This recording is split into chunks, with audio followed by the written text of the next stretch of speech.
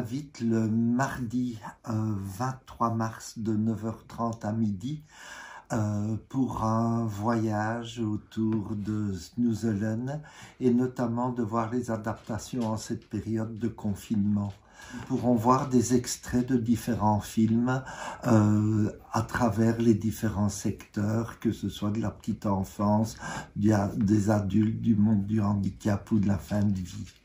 Snoezelen, du premier au dernier souffle.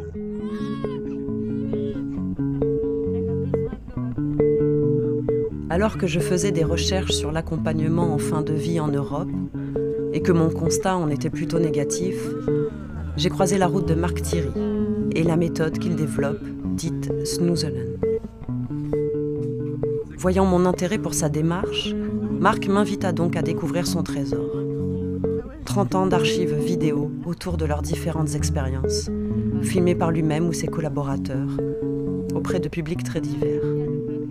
Dans une rencontre et dans une communication entre humains, si on veut pouvoir développer une qualité de présence, une qualité d'écoute, une qualité d'accueil, il faut qu'on puisse se donner des conditions environnementales au niveau de l'espace et du temps. C'est le premier principe.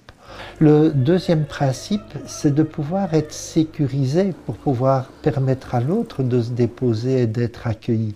Là, dans un environnement menaçant, on ne peut pas s'ouvrir au niveau du monde et au niveau de la sensorialité.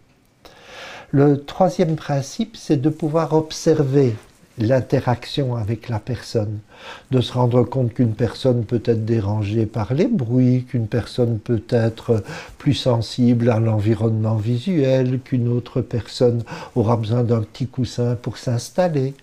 Et donc, on observe la personne pour pouvoir justement se déposer dans la relation et la communication. Donc, on va se retrouver dans ce type de communication qu'on va découvrir et qui est assez exceptionnelle, assez extraordinaire parce qu'elle sort de l'ordinaire, et après il va falloir le transmettre. Et c'est pour ça qu'on est là aussi, c'est-à-dire de pouvoir en parler, de pouvoir évaluer ce type de relation qu'on peut avoir pour pouvoir le partager entre professionnels d'abord, et puis après de pouvoir le partager avec les familles, avec les proches, pour pouvoir le mettre dans le quotidien chacun. Et ça, ce sont les 8 principes qu'on va explorer ensemble.